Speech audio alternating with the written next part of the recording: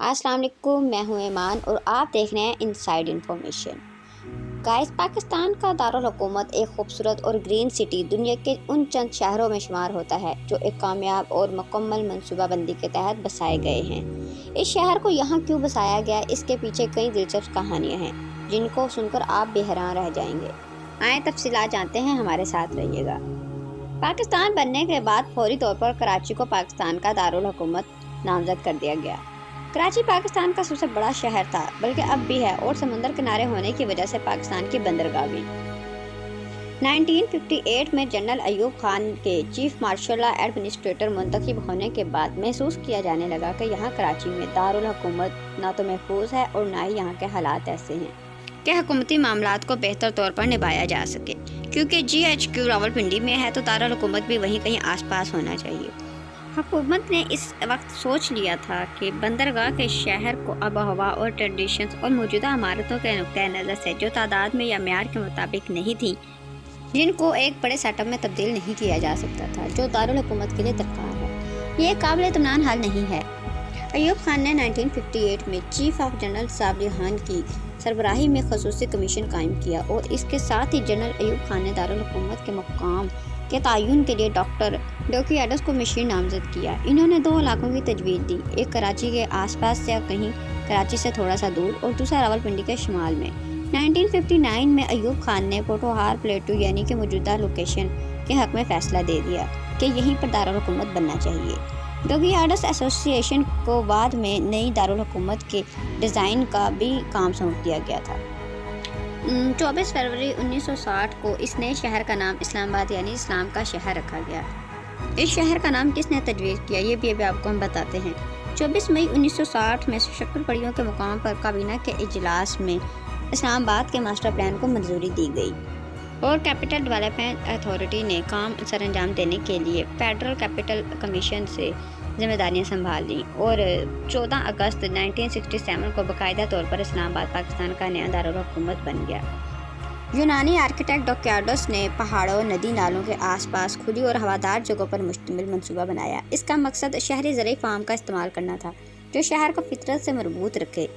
شہر کی منصوبہ بندی کے لیے 4 بڑی شاہراہوں کا ربط اور ایک بڑا اسکوائر ایریا تشکیل دیا گیا، جس کو انتظامیہ، ڈپلومیٹک انکلیو، رہائشی علاقوں، education city, industrial area, commercial area, دیہات اور گرین ایریا سمیت 8 علاقوں میں تقسیم کیا گیا۔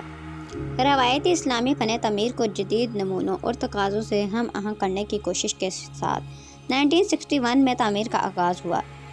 شہر کی منصوبہ بندی اور فن تعمیر میں عالمی شہرت یافتہ لوگ اس کی تعمیر و ترقی سے وابستہ رہے ہیں۔ یہ ایک کمپیکٹ شہر ہے۔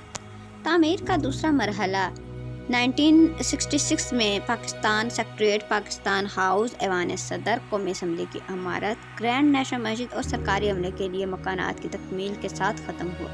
اسلام آباد یونیورسٹی 1965 میں قائم ہوئی تھی۔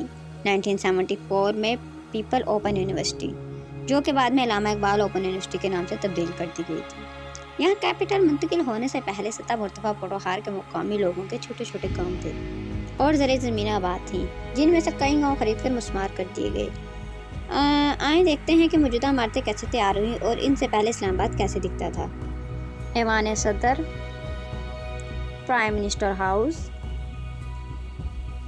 پاک secretariat, Rawal dam, holiday inn hotel جو بعد میں میریٹ ہوٹل میں تبدیل ہو گیا، Shahzad hotel, Aabpara market. Islamabad میں پہلی پیدا ہونے والی بچی کا نام اپارا تھا، اسی کے نام سے یہ مارکیٹ بنی۔ فائر بریگیڈ، زرعی ترقیاتی بینک، جنا ایونیو،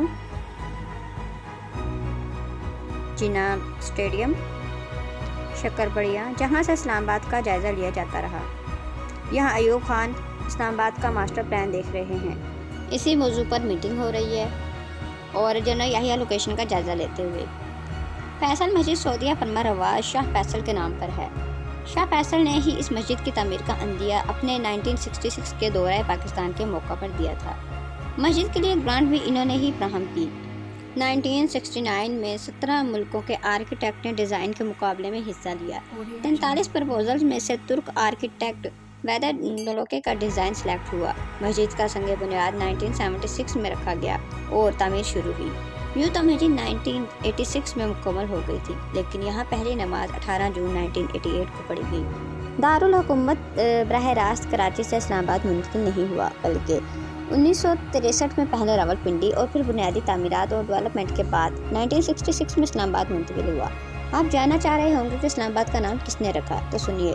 मोहम्मद इस्माइल की तारीख की किताब के मुताबिक आरीवाला के एक स्कूल टीचर अब्दुर्रहमान अमृतसरी ने इस्लामाबाद का नाम तजवीज़ किया था। यकीनन ये दिलचस्प वीडियो आपको पसंद आई होगी। चैनल सब्सक्राइब करना मत भूलिएगा। शुक्रिया।